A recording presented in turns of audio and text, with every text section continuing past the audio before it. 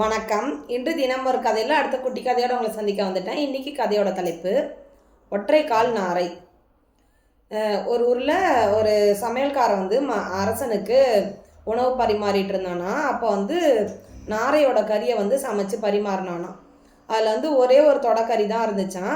அப்போ அந்த அரசர் வந்து இது என்ன ஒரே ஒரு தொடக்கறி தான் இருக்குது, இன்னொன்று எங்கே அப்படின்னு சொல்லி அந்த சமையல்காரன் கிட்ட கேட்டாராம்.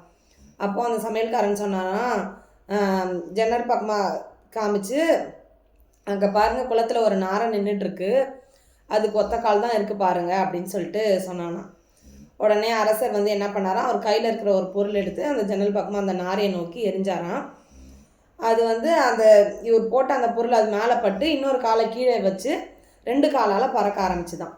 உடனே மன்னர் சொன்னாராம், பாத்தியா இப்போ அந்த நாரைக்கு 2 கால் இருக்குது, பாத்தியா அதை கவனிச்சியா அப்படின்னு சொல்லி கேட்டாராம். அதுக்கு அந்த சமையல்காரன் சொன்னாராம், உங்களோட புத்தி கூர்மையை நினச்சி நான் ரொம்ப பாராட்டுறேன், ரொம்ப வியக்கிறேன். உங்களுக்கு தெரிஞ்ச அந்த விஷயம் அந்த அந்த நாரையை சுட்ட வேட்டைக்காரனுக்கு தெரியல. அவன் பறக்கும் போது சுட்டுருந்தா 2 கால்கள் கிடச்சிருக்கும், அது நிற்கும் போது சுட்டதால அவனுக்கு ஒரு கால் தான் கிடச்சிது அப்படின்னு சொல்லி சொன்னான் அந்த சமையல்காரன். மன்னனும் இவரோட புத்தி கூர்மையை நினச்சி ரொம்ப எப்படி சொல்லி சமாளித்தான் பாரு அப்படின்னு சொல்லி சிரிச்சுக்கிட்டே எந்திரிச்சு போயிட்டாராம். இதோட இந்த கதை முடிஞ்சுது. இந்த கதையிலேருந்து நம்ம என்ன தெரிஞ்சுக்கிறோன்னா, அந்த சமையல்காரன் ஒரு தப்பு பண்ணிட்டான். இன்னொருத்தர் இதை வந்து சமைச்சதை வேறு யாருக்கா வச்சுட்டானா, இல்லை அது தீர்ந்து போச்சா என்னன்னு தெரியல.